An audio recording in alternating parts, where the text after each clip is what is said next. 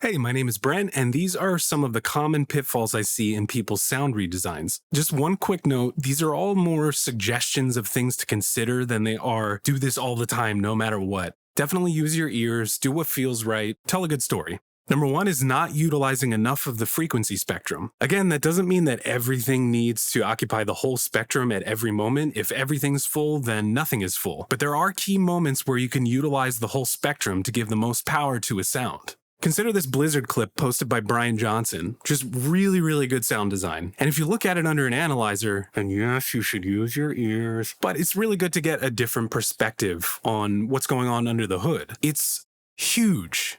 It takes up basically every part of the audible spectrum, but not always. There's other moments like this where things get a little bit quieter, things get peeled back. You lose a lot of high frequencies over here. And then when all the other stuff comes in, it contrasts that much more, has that much more impact. So how do you fill up the frequency spectrum? Saturation is a really good way to create harmonics and fill in those empty spaces and make things sound full. And good old-fashioned layering. Like a good piece of music, you find elements that slot together and sit in their own spaces, and you build a house. Number two, not making space for the most important elements. The frequency spectrum is finite. There's only so much room for everything, and sometimes the best solution is to move other sounds out of the way to make room for what's important. That could mean simple volume automation, or it could mean sidechain compression. Just be mindful of every sound and layer that's happening simultaneously. What can I peel back to make space for another sound? Are my effects rendered out, or are they lingering and treading on other parts? Number three, missing details like ambience or Foley.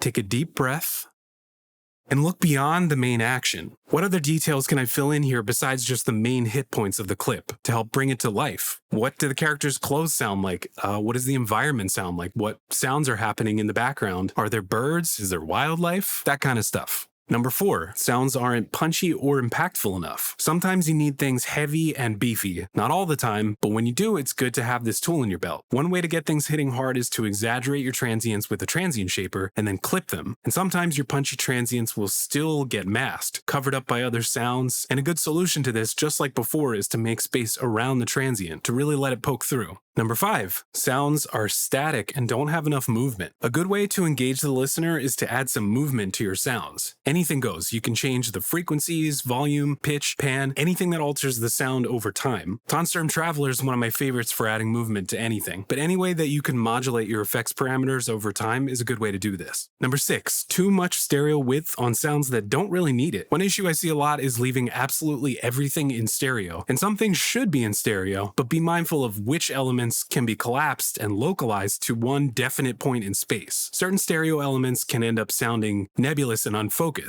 Number seven, design beyond what you can see. What's off camera that can help tell the story? Where was the dragon right before it came onto the screen, and can we hear that? What's inside of an object? What's the mechanism of the door made of? We can't see it, but we can tell a whole story about it. Is it old and barely functioning, cobbled together by some ancient civilization, or did someone just buy it from Home Depot? Again, going back to those missing details from earlier, is there wildlife in this scene? Wind? Can we get any other information that's not visible to us?